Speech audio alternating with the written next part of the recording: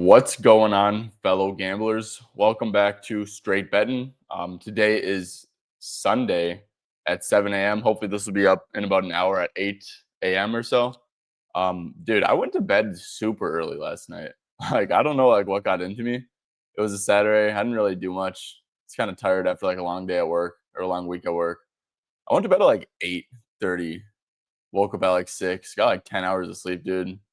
Feeling great. Recording early, added a few plays. There's definitely some strong leans that I have that I might want to talk about.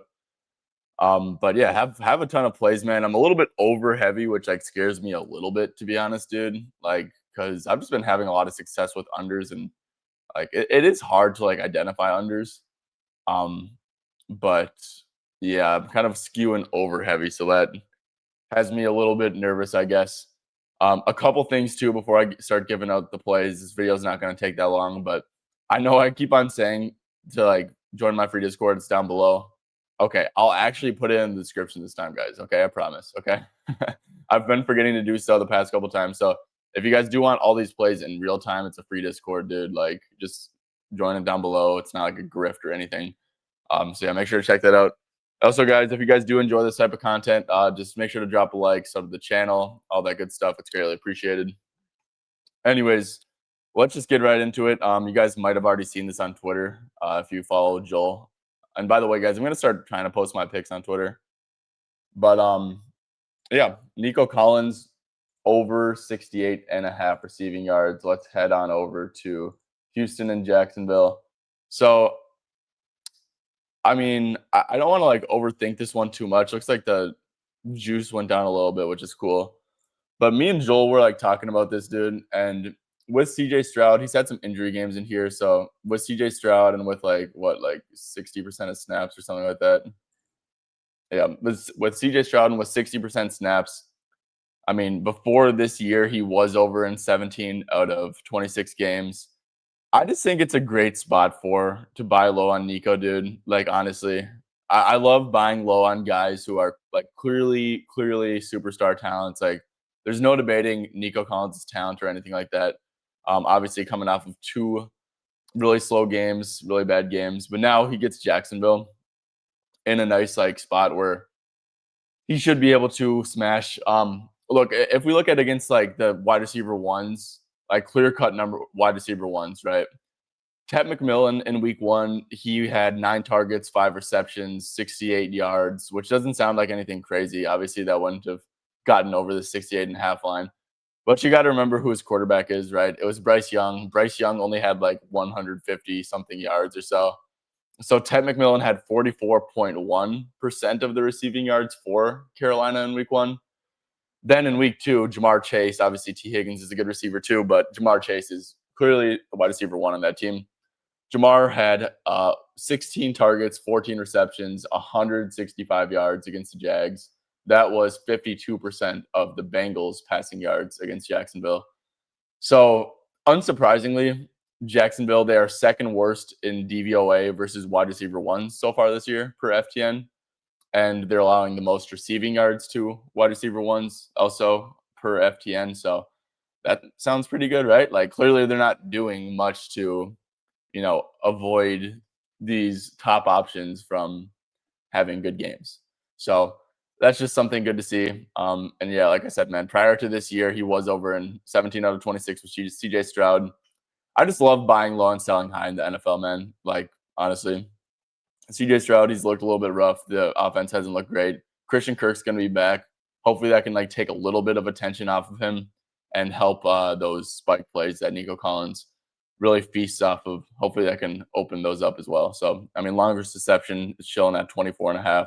I think that might be a better look, to be honest, if you just go based off of the hit rates here, right? But yeah, I think that both are good looks. I think that Nico's due, and Jacksonville has not done much to prevent wide receiver 1s from having pretty good games. Second play, this is an under. Geno Smith, under 23.5 completions. This one is also kind of intertwined a little bit with what we talked about with Joel on the last video.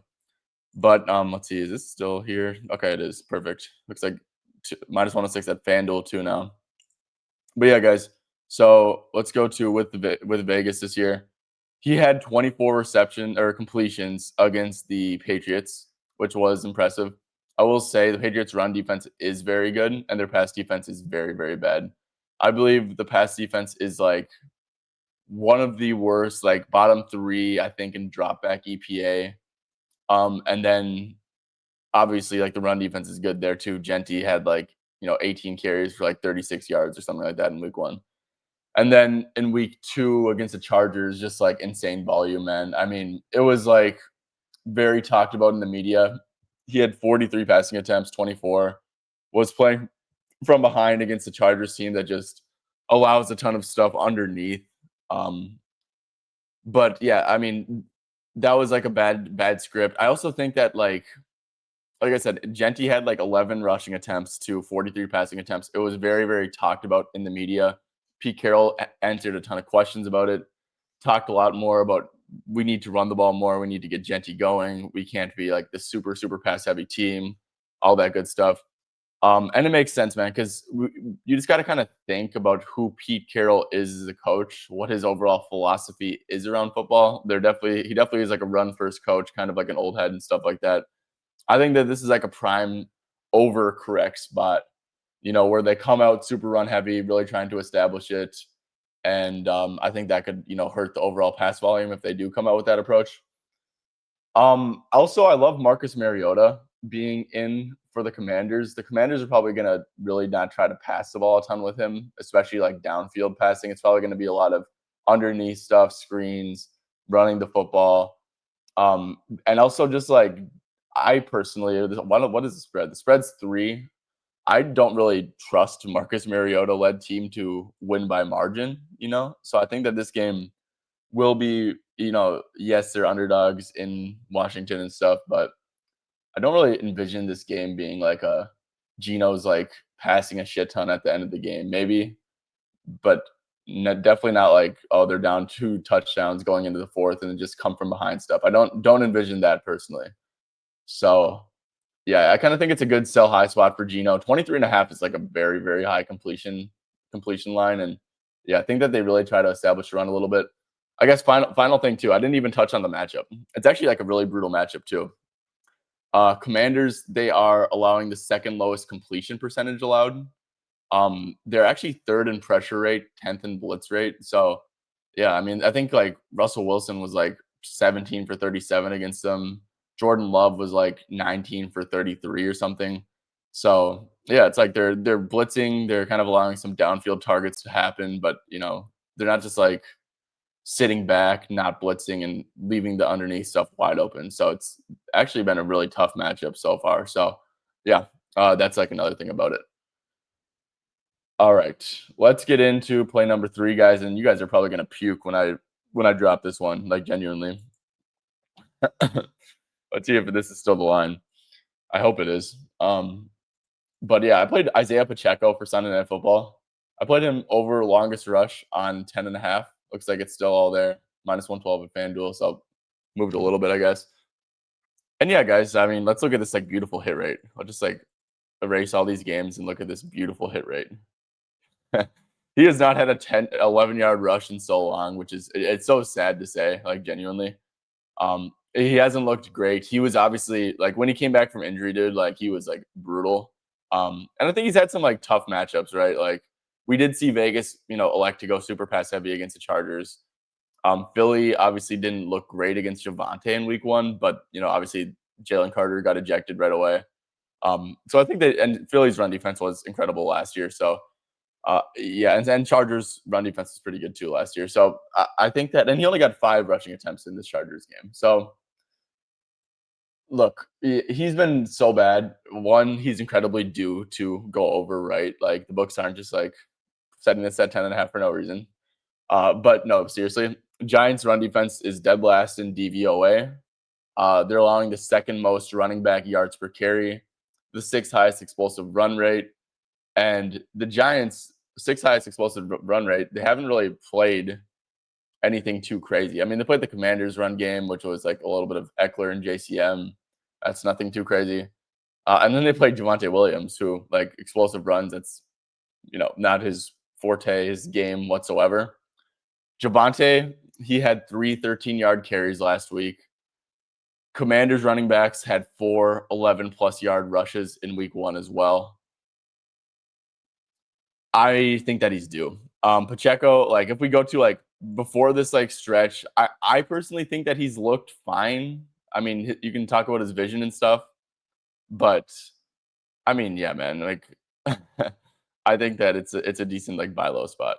So I'm taking Isaiah Pacheco over 10.5 on his longest rush. Dude is beyond due, and I think that he's going to think that he's finally going to break through and have a decent run game against a brutal Giants run defense that might be the worst in the NFL. So Isaiah Pacheco, longest rush. I'm doing this over rushing yards because I do think that there is a range of outcome where one of these weeks, if Pacheco starts off slow, has like 3 rushes for 5 yards, that he might only end the game with like 7 rushing attempts. Maybe they start to get Brashard Smith more involved, things like that. So, yeah, Isaiah Pacheco over 10.5 longest rush might be a little bit gross, but we're rocking with it. Next one, Matthew Golden, and I got a bad number on this one because I played it literally right before Tucker Kraft got announced in or likely to play. But I don't really care, to be honest. Like I still really like this number. I mean, yeah, I wish I got a better number, but I didn't, so it happens. Yeah, now it's at 32.5 at FanDuel, so make sure to obviously go over there and play that if you can. Another buy low, guys. Matthew Golden has had 2 pretty rough games. Obviously, this Lions game was like a massive positive game script. They ran the ball good. Jaden Reed was playing. Tucker Kraft was 100% healthy. This one, so Jaden Reed pretty much didn't play this game. Golden had like 2 targets, like super deep downfield, but just barely they barely missed him. He could have easily had like 2 50-yard catches, like genuinely. Played 59% of the snaps. This was another pretty positive game script. But yeah, I mean, if you guys remember from last video, I already wrote about the Browns run defense, like for the Jacobs under. Browns run defense is very good. I mean, they just completely shut down Chase Brown in week 1, completely shut down Derrick Henry, which is incredibly impressive in week 2. So I think that the pass rate is going to be pretty good for Green Bay. Browns, they run a ton of man coverage. They allowed the highest explosive pass rate last year under Jim Schwartz, who is their defensive coordinator again this year. Like they're just like a very aggressive defense that like allows people who can separate and like deep threats to get these like explosive plays, these spike plays. Browns this year, they run the 3rd most man coverage, 6th most single high looks, which is obviously good for receivers getting open, receivers getting explosive plays downfield. They were also 2nd in single high percentage last year, 8th in man, obviously in like 1st in explosive play rate allowed last year. And so, yeah, through 2 weeks, Matthew Golden, he's actually PFF's #1 graded receiver in separation grade. So you want to bet against separators and deep threat. You want to bet against separators against man coverage. Obviously, there's a skill to that. And then you want to bet against like deep threats against single high looks. So Browns do both of that. Golden separates. He can win deep. Like I said, no Jaden Reed, Tucker Kraft, dude. Like even Tucker Kraft, like he's on a bum knee. I kind of really like his under, honestly. I don't think he's going to be like super involved. Like his injury seemed pretty serious. So yeah, I think it's going to be like a big Golden and Wicks game. It's a buy low spot. I like the pass volume. Even you can look at the spread and be like, oh, it's a 7.5 point spread. Like I still like the pass rate here because of how good the Browns run defense has been. So I think there's a lot to like about Matthew Golden. So I also, obviously I played his baseline. I also sprinkled on 50 plus at plus 200 for a quarter unit because, I do think that the deep play would be there. So if Golden catches like a 40-yard pass and ends the game with like 5 targets, like probably going to get to 50 yards. Think that the explosives could be there. So, sprinkling a little bit on an alt here on Matthew Golden. All right, final play here. This one is another buy low on a rookie. I'm going with Colston Loveland, and I kind of stole this one from Joel as well.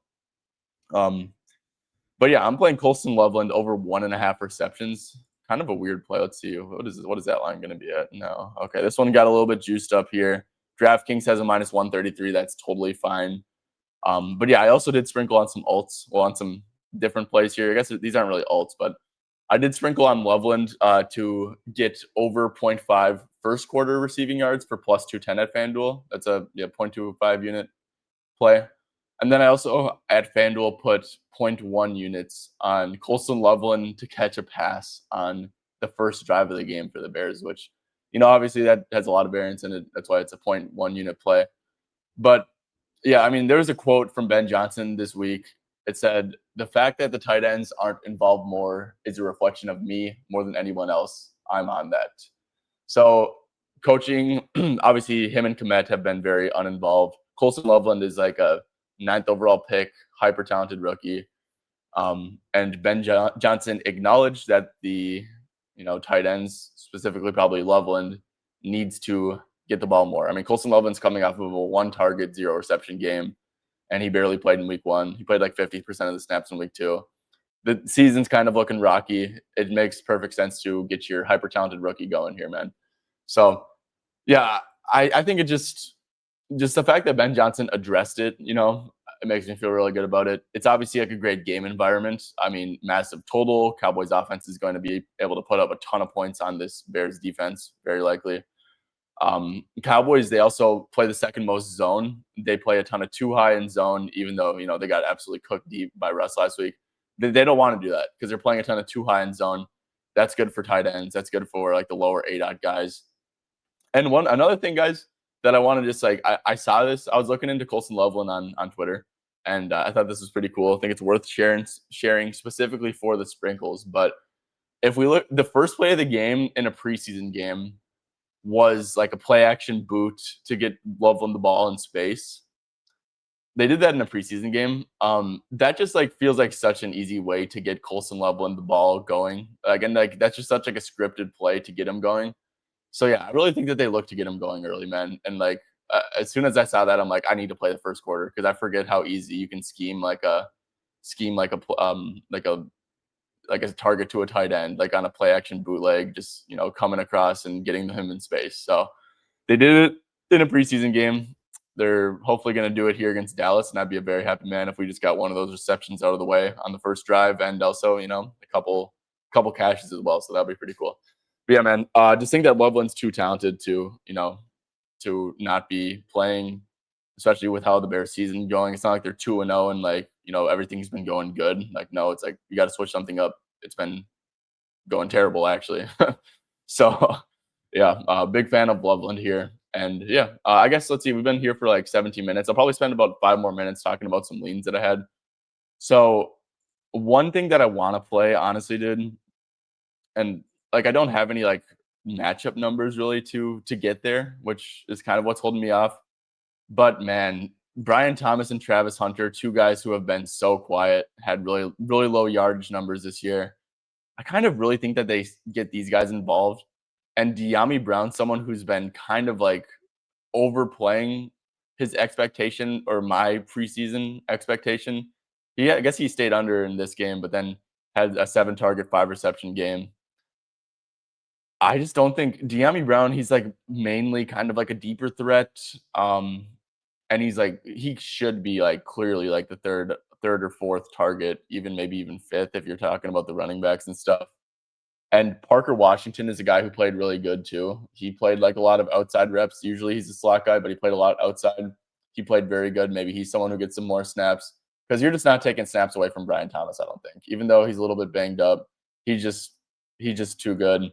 Travis Hunter, like I said, I think that Joel had a good point there on, like him playing more in a non-Bengals matchup against like the Texans where like the receivers haven't been super good and like don't know if he's a guy you want to put on Nico Collins. So yeah. And also the Texans run defense looked really bad against the Buccaneers on Monday Night Football. Like Rashad White had like a 10 for like 65 on the ground. Like that's pretty embarrassing against Rashad White. So De'Ami Brown under 3.5 receptions. It's really juiced, but like pairing that with like something is very enticing to me. I might go back and do that. David Njoku, I mean, so this game is like pretty similar. So the Packers have obviously been really good against the run, and they have been like a massive underneath funnel. So Njoku, 3.5 receptions, it's pretty appealing to me. I mean, the thing that's a little bit scary is that they've had such good pass volume the first couple games, and he still hasn't been involved really. But do you think that this is going to be like a pretty quiet game for like Judy, Tillman from like a target share point of view? So I think that like Njoku, Fannin, the running backs could get fed underneath. I just like the thing is with this though is like I have no clue who to bet on for like receptions for the Browns running game, but like they're gonna be there, can like guarantee that. And maybe it's Judkins. I mean, he did get 3 targets last game on only 20 snaps, and Judkins like his usage was very very good. Like even though only 27 snaps, like they got him the ball 13 times. I don't think it's going to be a lot of running, but Judkins is like a guys who like missed so much time in preseason, obviously, or training camp preseason. Like he didn't play at all basically because of like what was happening off the field and shit. But I mean, just like super encouraging to see like how he was just like the dominant like running back in terms of touches. So I do think there's a chance that Judkins is just like the alpha even in week 2. So yeah, and like if that's the case, like his receiving's a little bit interesting to me. Is there anyone else was there any other props that I guess I've been staring at this for a while. I guess Bryce Young, his passing stuff kind of dropped a little bit. Still a pretty good price over here at DK though. Bryce Young underpassing. I mean, the quarterbacks against the Falcons have really struggled. JJ McCarthy only had like 150 yards in a good game script. And also, who was it in week 1? Baker Mayfield had a pretty rough game as well. But overall, quarterbacks versus the Falcons have been, really, really quiet. 162 yards per game so far against them. The pass rush is incredible. I think they're number 1 in pressure rate so far. They have a ton of rookies that seem like massive hits. So, and the Panthers O-line is pretty beat down too. The only thing that's holding me off this, guys, is yeah, like it's a 5.5 point spread. It's a Panthers home opener, a game in division. Maybe maybe they can keep it close, but I just really fear that they just get down big. And the Falcons' run defense has also been really good. They completely shut down Bucky Irving in week 1, and then did really good against Mason and Jones in week 2. So that's another thing that's a little bit scaring me. So yeah, but big fan of Bryce Young unders, guys. If you guys want to get greasy, like Xavier Legette, I don't know if he's going to play, but like he's another guy who's just been so bad, and his confidence is probably pretty shaken, right? I mean, seven targets, 10 yards in week 1, 8 targets, -2 yards in week 2, which is just crazy, bro. It's actually just crazy. But he's just like a guy who confidence. He's a young guy, first round pick. Probably a bust, but maybe they want to get him going early because of how like rough it's been for him. Could definitely see a schemed look early just to like get his confidence up. If you want to dabble in the first quarter market with him, that's a pretty strong lean of mine. And then is there anything else that was on the top of my mind? Indy, Tennessee. I don't think there was really anything too strong of a look for me there. Jets at Tampa. Okay, and then yeah, last thing I want to touch on here was this game. Jeremy McNichols, I think he's going to take on that Eckler role. JCM doesn't have much of a receiving profile. JCM also like I don't think they trust him in pass protection yet. I think that McNichols really just kind of takes on the Eckler role. Now it's like Marcus Mariota's in at quarterback. I don't know how much he's going to throw to the running backs. Maybe I probably should do a little bit more research on that. But yeah, so that's someone who's interesting. It just like feel like they're a little bit low on his role, especially in the receiving game. So like 1.5 receptions to me feels pretty good. Don't know how much he's going to be involved on the ground. This probably feels about right. I'm waiting for a Chris Rodriguez line because Chris Rodriguez, I think that he's going to damn near get the same amount of carries as JCM.